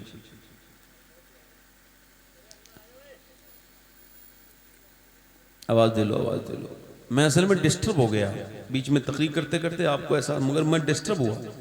ये 3 लड़के इधर से जो उठ के गए हैं तो मुझे यही समझ में नहीं आया ये आए क्यों थे और ये उठ के क्यों गए। बताइए आप कि इस तरह के जलसे रोज होते हैं क्या? और कोई साहब जाना चाहते हो जल्दी चले जाएं। बीच में से उठेंगे तो मैं कुछ करूंगा तो नहीं, न मेरा कोई आदत है, मगर ये कि मुझे तकलीफ होगी। बाकी जिसे जाना हो अभी चले जाए। मैंने अभी तकरीर फिर से थोड़ी देर और करनी है अभी, है ना। जितना मुझे करता हूँ रोज उतनी तो करूंगा ना। अल्लाह ताला आपको सलामती अता फरमाए। मैं आपसे अर्ज कर रहा था, देखो अपने बच्चों को ये ना सिखाओ, और यही बच्चों का हाल रहा, जैसे बच्चा रो रहा है तो मोबाइल दे देना, और माँ फिर आराम से बातें कर रही है, नाटक देख रही है, बच्चा मोबाइल देख रहा है। ये बर्बादी के सारे आसार हैं। ये बच्चों को रोते में मोबाइल जो देती हैं औरतें, इनको ये बात बता देना कि यूनिवर्सिटी, कैम्ब्रिज यूनिवर्सिटी ने ये रिसर्च किया कि कि जो बच्चे रोने के वक्त जिन्हें बच्चों को मोबाइल देती हैं औरतें, वो मोबाइल नहीं देती हैं, ड्रग्स दे रही हैं, जहर दे रही हैं। अपने बच्चों की दुश्मन हैं वो औरतें, और उनको खबर नहीं कि उनके बच्चे इससे पागल हो सकते हैं। और ऐसा हुआ भी, एक कर्नाटक का एक बच्चा पागल हो गया। अभी पुणे में एक बच्चे ने ऊपर से गेम खेलते खेलते गेम की नकल करने की वजह से 8 मंजिल से ऊपर से फलांग मारी, और छलांग मारने के बाद वो नीचे आके मर गया। उसकी माँ को पता ही नहीं चला मेरा बेटा कब गिर गया। अभी एक बच्चा यहाँ पर कर्नाटका में एक बच्चा पागल हो गया। उससे डॉक्टर ने कहा ये बताओ कि तेरी माँ कहाँ है? कहने लगे मेरी माँ इसी मोबाइल के अंदर है। उसने कहा नहीं तेरी माँ कहाँ है? तो मेरी इसी मोबाइल के अंदर है। अब वो डॉक्टर के सामने उसकी माँ कह रही है मैं तेरी माँ हूँ। कहा नहीं तू मेरी माँ नहीं है, मेरी माँ तो इस मोबाइल के अंदर है। कहा नहीं तू मेरी माँ नहीं है। और कह लगे नहीं मैं तेरी माँ हूँ, मेरे बेटे मुझे देख। अब वो डॉक्टर कह रहा है अब क्या दिखा रही है? जब ये तुझे रोता था, जानवर का बच्चा अपनी माँ तलाश नहीं करता, इंसान का बच्चा करता है। जानवर का बच्चा तो इतना होशियार पैदा होता है, पैदा होते ही पहचान लेता है 5 मिनट के अंदर बकरी का बच्चा, भैंस का बच्चा कि मेरी माँ कौन सी है। इंसान के बच्चे को जो प्यार देता है उसे ही माँ समझता है। अगर उसकी सगी माँ उसे बचपन में प्यार न दे, कोई दूसरी दे, तो वो उसको ही माँ समझ लेगा। फिर 1000 कोशिश के बावजूद भी उससे मोहब्बत नहीं हो सकती। जो उसके पालने वाली माँ से उसको मोहब्बत हो जाएगी। उसकी वजह ये जो उससे मोहब्बत देगा, ये बच्चा इसी तरह से इंसान का बच्चा ये कोरा कागज है। अब उसको रोया तो मोबाइल के हवाले कर दिया। और ये जितने भी लड़के खड़े होकर पेशाब करते हैं, ये जितने भी खड़े होकर लड़के पेशाब करते हैं, फिल्में देखते हैं, ड्रामे देखते हैं, इन सबकी माओं ने इनको वही बदतमीजियां सिखाई हैं। और रातों में इनको ये गंदी तस्वीरें देखने वाले बच्चे। और एक बात याद रखना, जो जिस हाल में मरेगा उसी हाल में उठेगा। ये आंखें कोई आपकी नहीं है जो आपने समझ रखा है मैं जो चाहे रील देख लूं। ये बीमारी है, ये दिल की बीमारी बन गई, ये दिमाग की बीमारी बन गई, ये इंसान के अखलाक की बीमारी बन गई कि उसके घर 4 मेहमान आए हुए, वो मेहमानों को नहीं देख रहा है, वो इंस्टाग्राम में लगा हुआ है, वो फेसबुक में। ये बदअखलाकी की नौबत है इस मोबाइल में। यहां तक कि मैंने देखा है लोग मिंबरों पे बैठ तक के वो रीलें देखते हैं, मिंबरों पे बैठ करके फेसबुक देखते हैं। ये बर्बादी है, ये फितना है। इस दौर का सबसे बड़ा चैलेंज ये मोबाइल है। ये मोबाइल के बगैर रह भी नहीं सकता इंसान। अब इसको कैसे वो मैनेज करेगा, उसको देखना चाहिए, अपनी आदतों को सुधारना चाहिए। क्योंकि आपके पास जो ये वक्त है ना, ये इतना कीमती है। आपकी जिंदगी का एक दिन नहीं, एक लम्हा अल्लाह की अमानत है। वो कहता है मेरी अमानत है तेरी जिंदगी की हर सांस। इस सांस को मेरे जिक्र के साथ गुजार, उठते बैठते मेरा जिक्र कर, ताकि ये सांसें कयामत के दिन तेरी गवाही दे। और इस बात को याद रखना आप लोग, इस बात को मेरी आप मजाक में मत ले जाइएगा। मेरे नबी फरमाते हैं अच्छा बताओ, रात में आपने मोबाइल देखा, गंदी फिल्म देखी, गंदी तस्वीर देखी, और उसके बाद आपने लॉक लगाया, इसलिए उसको डिलीट किया और आप समझ गए मुतमईन। नहीं, अल्लाह के रसूल फरमाते हैं कयामत के दिन ये आंखें अल्लाह के सामने अर्ज करेंगी, ऐ मेरे मालिक तूने दिया तो था इस वजह से कि तेरे दीदार के लिए तूने आंखों को बनाया था, तूने इस वजह से। अच्छा ये सोचो तो यार, ये आंखें और अल्लाह को देखने के लायक अब है? नहीं। अब जरा गौर तो करो, वो आंखें कयामत के दिन अल्लाह से अर्ज करेंगी मालिक तूने बनाया तो अपना दीदार के लिए, अपने महबूब के रोजे की, माँ बाप के, मगर इसने तो गंदी फिल्में दिखवाई। बोलो अगर कोई अजाब न हो अपने रब के सामने ये, अच्छा हुजूर के सामने ये बात अगर आ जाए कि सरकार के सामने ये बात कोई कह दे कि ये आपका उम्मती गंदी तस्वीर देखता था, जैसी मैं कब्र में जाऊं, मुझे तो पूरी जिंदगी की ख्वाहिश थी कि कब्र में जाऊंगा, सरकार तशरीफ लाएंगे, और जैसी सरकार तशरीफ लाएं वैसे ही फरिश्ते कहें ओ नीची नजर कर, तू गंदी तस्वीरें देखता था, मुस्तफ़ा का चेहरा देखने के लायक तू गुनहगार नहीं है। सैयदी सरकार सैयदना मौलाए कायनात मौला अली फरमाते हैं मैंने अपना प्राइवेट पार्ट, अपनी शर्मगाह अपनी कभी जिंदगी में नहीं देखी। का क्यों कि जिन आंखों से हुजूर को देखता था तो शर्म आती थी। ये आंखें अल्लाह अब्दुल्ला इब्न मुबारक कहते काबे का तवाफ ध्यान से सुनना नौजवानों, कहीं ऐसा ना हो ईमान मरते वक्त खत्म हो जाए और तुम ये समझो कि तुम ये, अच्छा ईमान होता तो कुछ इंगेज होता ना, कुछ तो कुछ तकलीफ होती ना, बेचैनी होती गुनाह करके, मगर बेचैनी होना बंद हो जाए। इसका मतलब ये दिल बिल्कुल मुर्दा हो गया, कहीं का नहीं बचा। अब्दुल्ला इब्न मुबारक कहते मैं काबे का तवाफ कर रहा था तो मैंने देखा एक आदमी काबे में कह रहा है या अल्लाह मुझे ईमान पे खात्मा करना, मेरा हतीम में ये दुआ कर रहा है। हतीम के करीब से गुजरा और वो उसके बाद हतीम के करीब से गुजरे रुकने यमानी पे आया, यही दुआ करने लगा, या अल्लाह मुझे ईमान पे मौत देना। रुकने इराकी पे यही दुआ कर, रुकने शामी पर, रुकने असबत पर, वो मकाम इब्राहिम पे मुल्तज़म पर यही दुआ कर रहा है, या अल्लाह मेरे मालिक, मेरे करीम, मेरे अजीम, मुझे मौत ईमान पे देना। ये कह के वो फूट फूट के रोता है, काबे में कांप के रोता है। कहते 3 दिन लगातार काबे में उसको मैंने यही देखा दुआ करते हुए। मैंने उससे पूछा, भाई तुझे 3 दिन से नोटिस कर रहा हूं, एक ही दुआ कर रहा है, ये बता कौन सी ऐसी तुझे परेशानी है? कहने लगे मेरे 2 भाई, वो 40 साल एक भाई ने अजान पढ़ी, एक ने 35 साल अजान पढ़ी अल्लाह की रजा के लिए, फी सबीलिल्लाह का। फिर का वो जब मरे हैं तो ईमान पे नहीं मरे। कहा क्यों? का वो दोनों बदनिगाही करते थे, आखिर में वो नसरानी औरत पर आशिक होके नसरानी बन के मरे हैं। मैं अपने काबे में आके रब के यही अर्ज कर रहा हूं, मालिक मैं गुनहगार हूं, मगर मेरा ईमान पे खात्मा हो जाए। मेरे रब मेरा ईमान पे खात्मा हो जाए, मेरे करीम मेरा ईमान पे खात्मा हो जाए। अब जरा तवज्जो कीजिएगा, आप जरा मेरी इस बात पर। एक सिहाबी रसूल हैं, उनका नाम है उतबा बिन गज़वान। वो तलवार चलाते चलाते उन्होंने अपनी आंख में मारी, आंख तलवार की नोक और आंख निकाल के फेंक दी। लोगों ने कहा ये पागल हो गया गर्मी की वजह से। लोग करीब गए तो हज़रत मूसा शरीफ बोले, लोग तुम्हें पागल कह रहे हैं, ये आंख क्यों निकाल दी? रोक के बोला, एक लड़की पे नजर पड़ गई। का फिर हुजूर की हदीस याद आई, जो बदनिगाही करेगा उसकी आंख में जहन्नम की आग डालेगा अल्लाह, क़यामत के दिन वो रुस्वा होगा। तो मैंने सोचा मेरी ये एक आंख मुझे कहीं रुस्वा न कर दे, तो मैंने अपनी आंख निकाल के फेंक दी। अबू मूसा शरीफ के अल्लाह मुझको माफ कर देगा। क्या तुमको डर नहीं लगता? ये जिंदगी मुख्तसर थी मगर बिल्कुल भी डर ही निकल गया, बिल्कुल खौफ नहीं। सियाबी कहता है कि अल्लाह मुझे माफ कर देगा। एक आंख से आंसू गिर रहे थे, एक आंख से गिर रहे थे उसके खून के लोथड़े। आला हजरत से किसी ने पूछा नेक कौन है? आप फरमाते नेक वो है जो तन्हाई में नेक है। आज के जमाने में वो नेक है जो इंस्टाग्राम पे गंदी तस्वीर नहीं देखता, जो फेसबुक तो नहीं देखता। ये कोई मेरे ऊपर फर्ज वाजिब तो है नहीं, मैं तो इन सब चीजों को, मेरे मोबाइल कोई भी चेक कर सकता है। अल्लाह का शुक्र है मैं न कोई मेरे फेसबुक में, ना मैं कोई इंस्टाग्राम चलाता हूँ, ना फेसबुक। इस वजह से मेरा ईमान इतना मजबूत नहीं है जो मैं बच सकूं उन गंदी बेहया तस्वीरों से। वो मेरा बर्बाद करके रख देंगी। इस वजह से मैं कांप जाता हूं कि कल मुझे तो इन आंखों से हुजूर का दीदार करने का ख्याल है। इन आंखों को मैंने कितना गंदा कर लिया। वो लोगों बताओ, अगर ईमान पे खात्मा ना हुआ तो क्या करोगे? बोलो, कहां गई वो माएं जो अपने बच्चों को डराती थी? अब तो पीरों ने भी लोगों के खौफों को छीन लिया, खौफ खुदा को छीन लिया। वो कहते हैं हम तुम्हें बख्शवाएंगे, हालांकि जैसे उनके करतूत हैं वैसे तो उनकी खुद की बख्शिश हो जाए तो बहुत बड़ी बात, मगर वो इसकी बदतमीजी करते हैं। हजरत सैयदना अबू हुरैरा सिहाबी रसूल है, इतना बड़ा सिहाबी है कि लंगर भी मेरे नबी के घर का खाता है।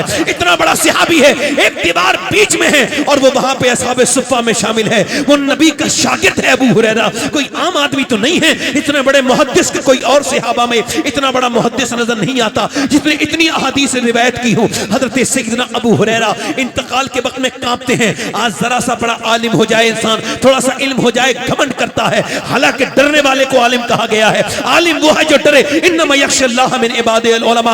अब अल्लाह के वही बंदे डरते हैं जो आलिम है, यानी जिन्हें इल्म होगा वो आखिर से डरेंगे। अब जरा गौर करो, हजरत सैयदना अबू हुरैरा इंतकाल के वक्त में कभी रंग पीला, कभी जर्द, कभी कभी पीला, कभी सुर्ख, कभी पीला, कभी सुर्ख, कभी पीला, कभी जर्द, कभी सुर्ख, कभी जर्द, कभी पीला रंग हो जाता, कांप के कभी बेहोश हो जाते। किसी ने कहा क्या मौत से डरते हैं? कहा नहीं नहीं, मौत से नहीं डरता हूं। फिर कब मौत के वक्त में इंसान को खबर हो जाती है कि तू मरने के जहन्नम में जा रहा है या जन्नत में, तो मैं इसी वजह से रो रहा हूं मालिक कि इस वक्त अबू हुरैरा का आखिरी वक्त है, सांसें खत्म होने वाली हैं।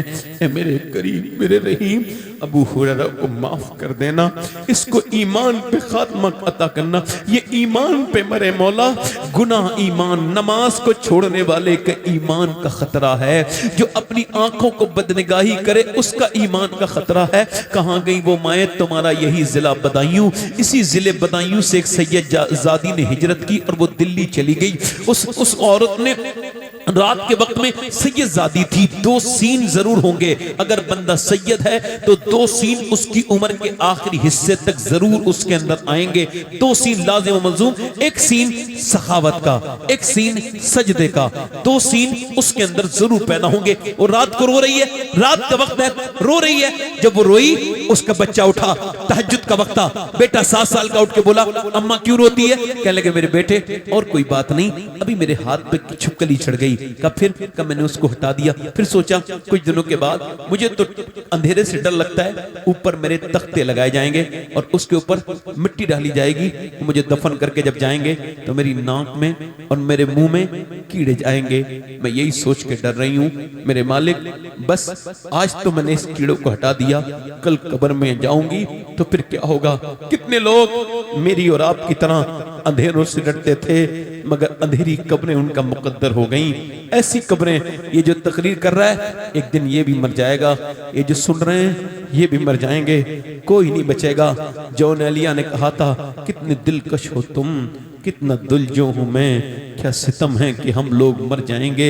न तुम बचोगे, कोई गुल बाकी रहेगा, न चमन रह जाएगा।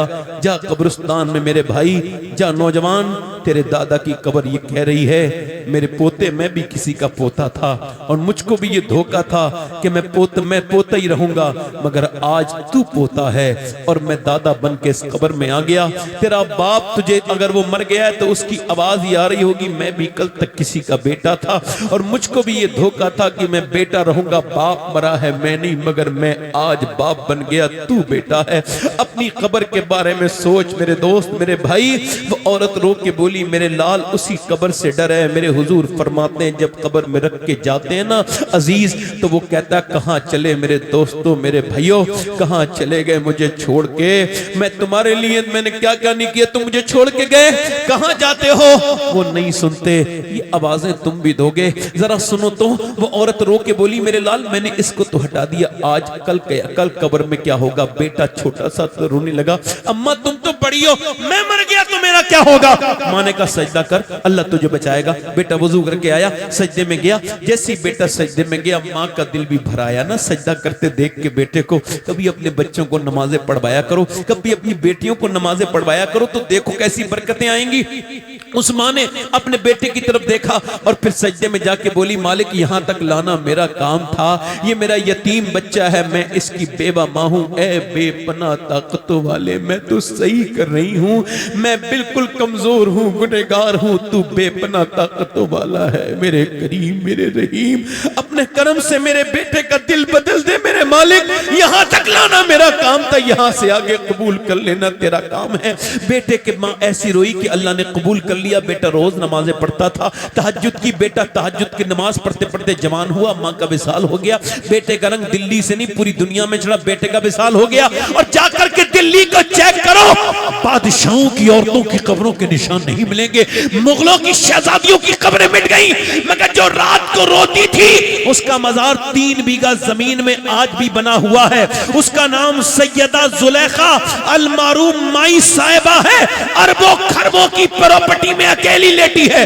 बुध के दिन उसके मजार पे मेला लगता है। 750 साल गुजर गए, बादशाह तो बहुत बड़े दिल्ली के और उनकी कब्रें तक मिट गई, मगर उसके बेटे के मजार पे रोज मेला लगता है। उसके बेटे का नाम निजामुद्दीन महबूब इलाही है। जब माँ सजदा करे दिल्ली वाले की, तो दिल्ली वाला दिल्ली को शरीफ बना दे। जब सजदा करे कलियर वाले की माँ, तो कलियर को शरीफ बना दे। जब किचोचा की मखदूम अशरफ की माँ सजदा करे, तो उसका बेटा सजदा ऐसा करे कि किचोचा को शरीफ बना दे। जब सजदा करे बरेली वाले की माँ, तो उसका बेटा बरेली को शरीफ बना दे। जब सजदा करे मोइनुद्दीन चिश्ती की माँ, तो उसका मोइनुद्दीन इस हिंदुस्तान को अजमेर शरीफ बना दे। जब सजदा करे, जब गीलान में अब्दुल कादिर जीलानी की माँ, तो उसका बेटा अब्दुल कादिर बगदाद को शरीफ बनाए। और जब सजदा करे सैयदा तैयबा ताहिरा आबिदा सैयदा फातिमा ज़हरा मदीने में, तो उनका बेटा दबती हुई रेत पे कदम रखे और उसको करबला शरीफ बना दे।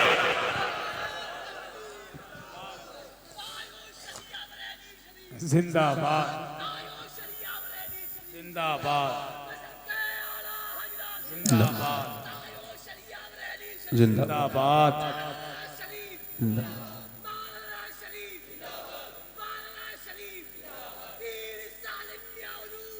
जिंदाबाद।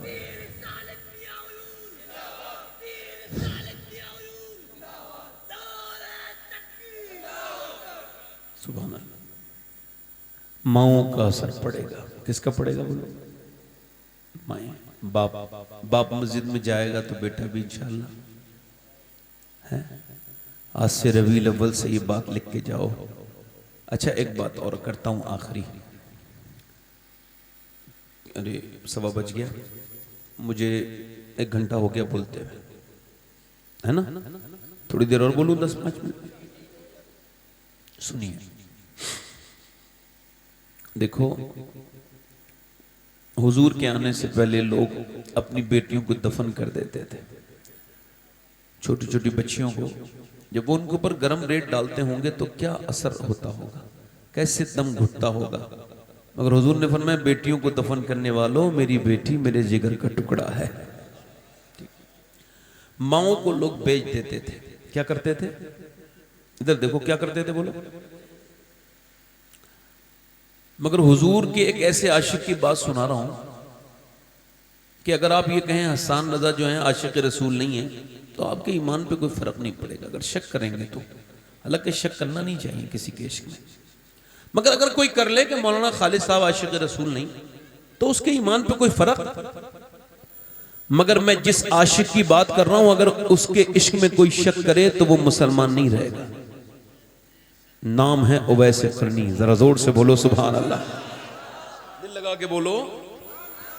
सैयदना उवैस, मां उनकी माजूर है, यानी फालिज में, और उसकी जो वालदा है ना, वो देखती है मेरा बेटा क्या करता है। जब कोई मदीने से आता है ना, तो उससे पूछते हैं, हुजूर को देखा नहीं था, कहते थे मेरे नबी कैसे हैं, हुजूर की आंखें कैसी हैं, हुजूर के होंठ कैसे हैं, हुजूर कैसे मुस्कुराते हैं, हुजूर चलते हैं तो कैसे लगते हैं। माँ ने एक दिन कहा, मेरे लाडले बहुत मोहब्बत करता है अपने नबी से। रोने लगे। हाँ करता तो हूँ, देखने की ख्वाहिश रखता है। कहाँ दीदार की तमन्ना भी है मेरी माँ, मगर तेरी बीमारी है, नहीं जाऊंगा मेरी माँ। मेरे नबी ने फरमाया कि अगर कोई जिहाद पे जाने वाला हो और माँ घर में हो तो मेरे साथ जिहाद में ना जाए, अपनी माँ की खिदमत करे। ऐ मेरी माँ, मैं अपने नबी के फरमान की वजह से तुझे छोड़ के नहीं जाऊंगा। माँ ने अपने बेटे के तरफ देखा, मुस्कुरा के कहा, मेरे लाडले, मैं तुझे 3 पहर की इजाजत देती हूँ। जिस नबी को तू इतना प्यार करता है, जा उनको देख के आ। बिन देख, जब ये हाल है उनके गुलामों का, सरकार का आलम क्या होगा। जरा गौर तो करे, जब किसी ने देखा नहीं है तो ये हाल है इश्क रसूल का। उवैस चले हैं, अपनी माँ से 3 पहर की इजाजत लेके चल दिए। चला हूं एक मुजरिम की तरह मैं जानिबे तैबा। नजर उस समत उठती है मगर नादीदा नादीदा, किसी के हाथ ने बढ़कर सहारा दे दिया, वरना कहां मैं और कहां ये रास्ते पेचीदा पेचीदा। हजरत उवैस चले हैं मदीने की गलियों में, हुजूर के घर पे पहुंच गए। दाता लाहौरी ने कुशबुल महजूब में लिखा है, आज जाके अर्ज करते हैं क्या हुजूर तशरीफ रखते हैं दरवाजे पर। अम्मा आयशा ने फरमाया, कौन है? कहा, मेरा नाम बिलाल है, मैं एक चरवाहा हूं, मैं बकरी चराता हूं, मैं हुजूर का को देखने आया हूं। उनके कपड़े फटे हुए थे, पैमद लगा हुआ था। अम्मी आयशा ने कहा, हुजूर तो नहीं है। कहा, कब तशरीफ लाएंगे? कहा, सुबह। तो बाहर से रोने की आवाज आई। सिसक के उवैस कन्नी रोए, फूट के रोए। तो पूछा, क्यों रोते हो? ठहर जाओ, सुबह को हुजूर का दीदार करके जाना। नहीं, मैं अपनी माँ से वादा करके आया हूँ, रुक नहीं सकता। जब सरकार आए तो सलाम कहना मेरा, और हुजूर से कहना कि आया था एक गुलाम, उसका नाम उवैस था, बकरी का चराने वाला चरवाहा था, और वो उसके कपड़े फटे हुए थे, मगर आपसे बहुत मोहब्बत करता है। अच्छा, कोई मदीने जाए और कोई उससे कहे तू गुंबदे खजरा नहीं देखेगा, या कोई मक्के से वापस कर दे, तो उसका दिल कैसे फटेगा? बड़ा फटेगा। ऐसे ही कहेगा कि दागे फुरकते तैबा कल्ब मुझ में हिल जाता, काश गुंबदे खजरा देखने को मिल जाता।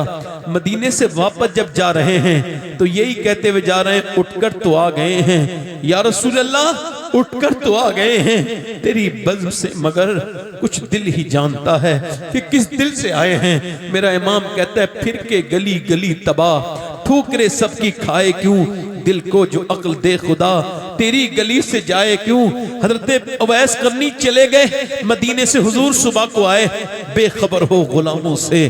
तो आका क्या है, हुजूर ने फरमाया आयशा मेरे दरवाजे पे बड़ी रौनकें हैं, मेरे दरवाजे पे बड़ी खुशबुएं आ रही हैं। कौन आया था? अर्ज की या रसूल अल्लाह, एक उवैस करनी नाम का आदमी आया था, उसके कपड़े फटे हुए थे। वो कहता था मैं बकरी चराने वाला चरवाहा हूँ, हुजूर आए तो हुजूर से मेरा सलाम कह देना।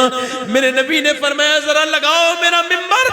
सारे सहाबा आ गए, हुजूर मिंबर पे खड़े हुए, फरमाया सहाबा सुनो, मेरा एक आशिक है, उसने मुझे अभी देखा नहीं है, उसका नाम उवैस करनी है। उवैस फरमाते हैं कि उसके कपड़े फटे हुए हैं, मगर अगर वो अल्लाह के बारगाह में कोई कसम उठाए तो अल्लाह उसकी कसम को जरूर पूरा करेगा। और कयामत के दिन मेरे उस गुलाम की ये शान होगी कि जब वो जन्नत की तरफ जाएगा अल्लाह फरमाएगा ठहर जा। उवैस ठहर जाएगा, अल्लाह फरमाएगा देख मेरे महबूब के वो उम्मती जहन्नमी हैं, तू इशारा कर दे, तेरी उंगली के इशारे से वो जन्नती हो जाएंगे। कहते हैं अल्लाह कहेगा तो उवैस करनी इशारा करेंगे, उवैस के इशारा करते ही जन्नती जहन्नमी जन्नती बन जाएंगे। अल्लाह फरमाएगा ये इनाम मैंने तुझे तेरी मां की खिदमत की वजह से।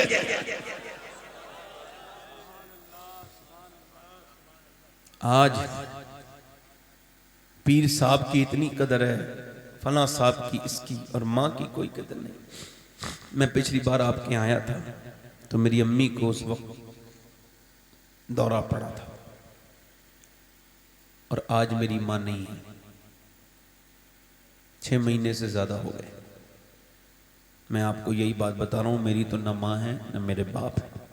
अगर आपके हैं तो उनकी कदर करो। मरने के बाद ठंडी कब्र की मिट्टी से रोने का कोई फायदा नहीं है ना।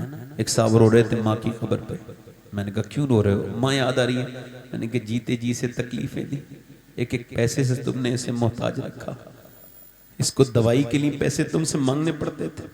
खुदा की कसम जरा गौर तो करो, इस हिंदुस्तान के और यहाँ के आसपास के हालात इस तरह के हैं कि मुसलमान अपने माँ बाप के साथ इस तरफ बड़ी बदतमीजियां, उनको खबर ही नहीं बाप क्या है, अल्लाह अकबर, माँ क्या है।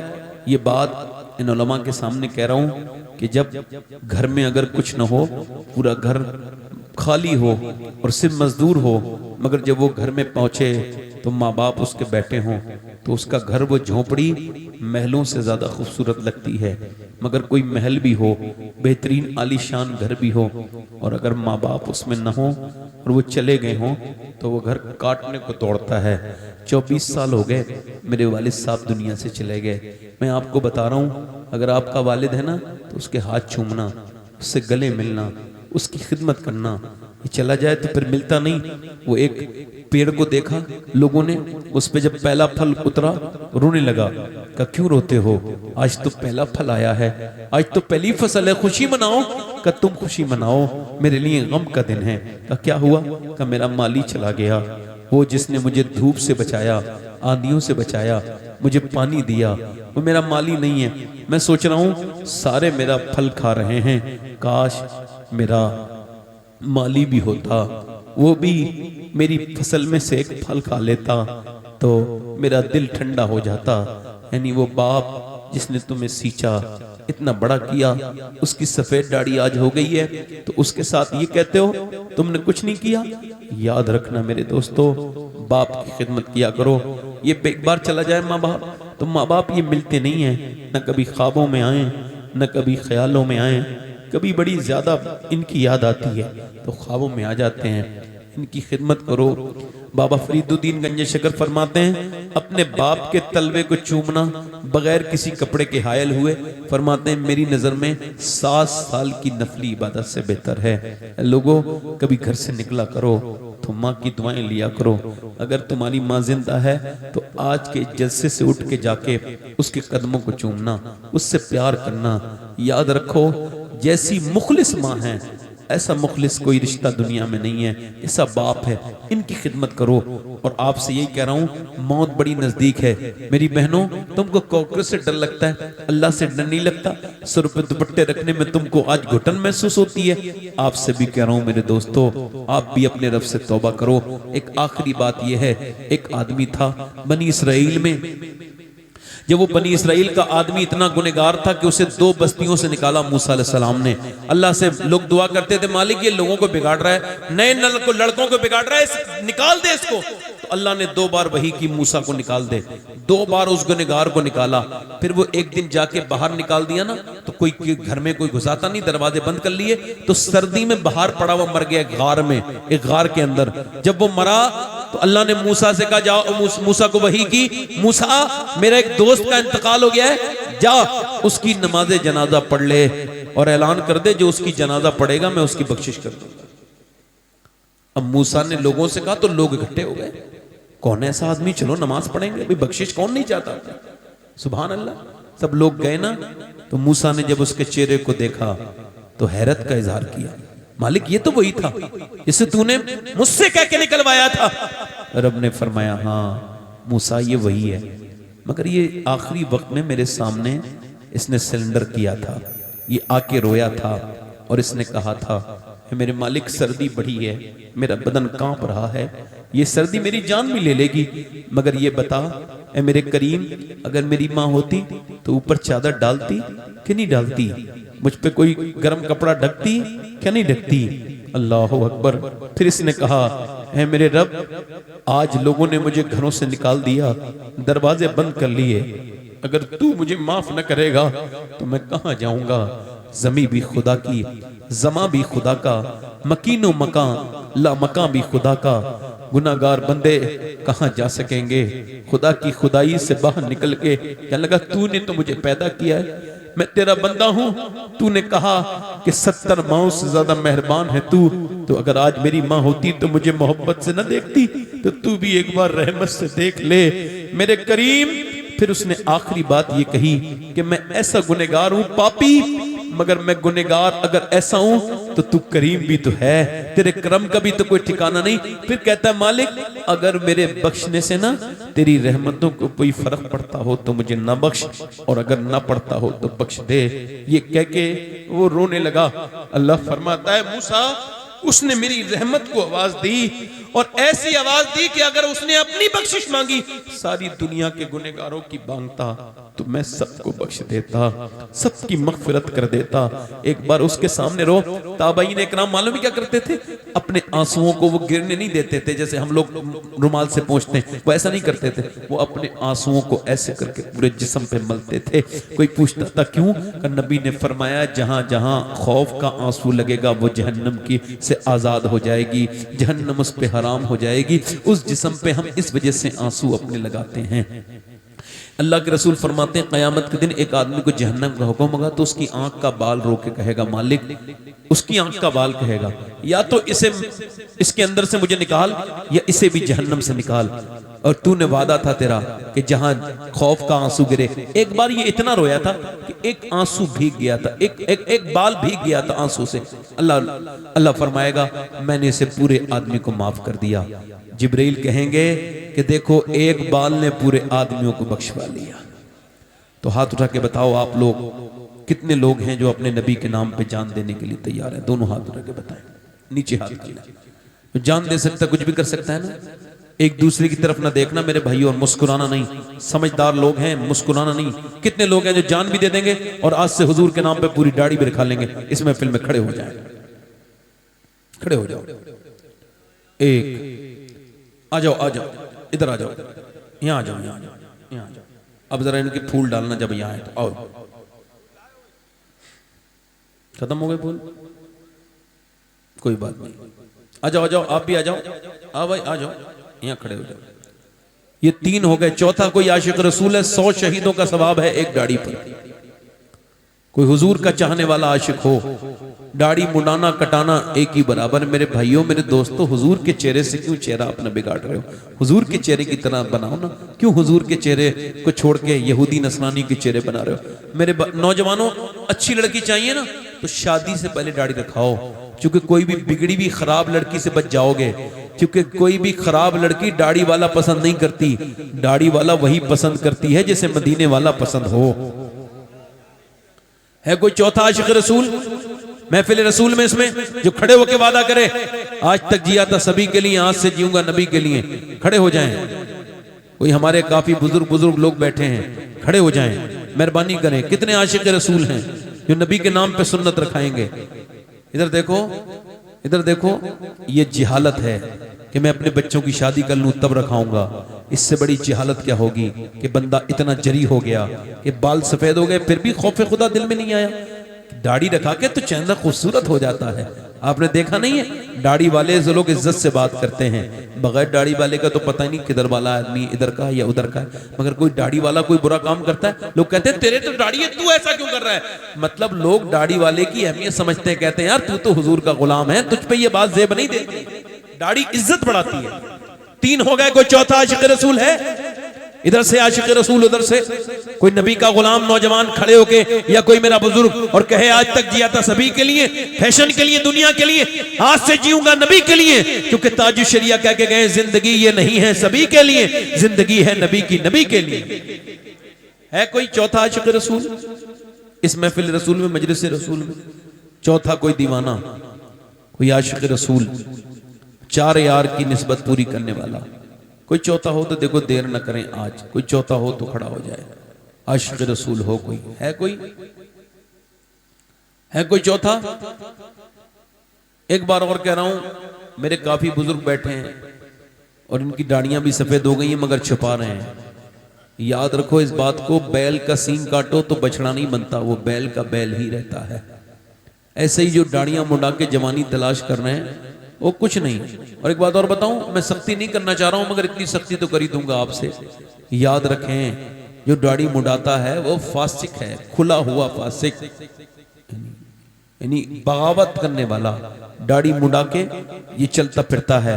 और याद रखो इस बात को, हर नबी की दाढ़ी, हर वली की दाढ़ी, और ये दाढ़ी इतनी खूबसूरत सुन्नत है, कोई भी सुन्नत कब्र में साथ नहीं जाएगी मगर दाढ़ी कब्र में साथ जाती है। और कोई है चौथा आशिक रसूल? कोई चौथा है? कोई चौथा? इधर से आगे पीछे से कोई हमारा भाई, चलो मेरा ही दिल ठीक नहीं है, मेरे लिए दुआ कर दो कि मेरा ही दिल ठीक हो जाए तो लोगों के दिलों को ठीक अल्लाह कर दे। मैं दुआ करूंगा कि अल्लाह ताला इन तीनों लोगों को इस्तिकामत अता फरमाए। दुआ करो इंशाल्लाह, आज के बाद पूरी दाढ़ी रखाएंगे इंशाल्लाह, वादा करते हैं इंशाल्लाह। अल्लाह ताला आपको इस्तिकामत अता फरमाए, बरकतें अता फरमाए। बैठ जाएं आप लोग। हुजूर की आंखों की ठंडक नमाज है। दोनों हाथ उठा के अपनी मौत से पहले तौबा कर लो। दोनों हाथ उठा के बोलो इंशाल्लाह नमाज की पाबंदी करेंगे। दोनों हाथ उठा के बोलो। अपनी बहन बेटी को पर्दा कराएंगे। दोनों हाथ उठा के बोलो इंशाल्लाह। मसलके आला हज़रत पे सख्ती से कायम रहेंगे इंशाल्लाह। हज़रात तौबा करें मेरे साथ, मुझसे कोई गलती हो गई हो तो उलमा को गवाह बना के मैं तौबा करता हूँ। पढ़ें। सामीन हज़रात, आज का ये प्रोग्राम सलमान साउंड जोखनपुर की जानिब से रिकॉर्ड किया गया है। ला इलाहा इल्लल्लाह मुहम्मद रसूलुल्लाह वस्साबिकून अस्साबिकून उलाइकल मुक़र्रबून सदक़ल्लाहुल अज़ीम। अभी जलसा ख़त्म नहीं हुआ है। अल्लाह ताला आपको बरकतें अता फरमाए। जिन लोगों ने इस मीलाद का प्रोग्राम को सजाया, अल्लाह उनकी ज़िंदगियों को बरकतें अता फरमाए। हम सबको माँ बाप का खिदमत करने वाला बनाए। जो बीमार हैं अल्लाह उनको शिफा अता फरमाए। मेरी कोई बात बुरी लगी हो तो मुझे आप माफ़ करिए। मैं आपका शुक्रिया अदा करके, जलसा भी ख़त्म नहीं हो रहा है, मेरे बाद जैसा ऐलान हुआ है आज़म भाई पढ़ेंगे। आप बैठें आराम से और मैं आपसे इजाज़त चाहूँगा। अभी आज़म भाई पढ़ेंगे, जिन लोगों को सुनना हो बैठे, कोई बात नहीं, ज़बरदस्ती कोई नहीं है ना। अस्सलाम वालेकुम व रहमतुल्लाह। अब आइए रात बगैर किसी तमहीदी जुमले के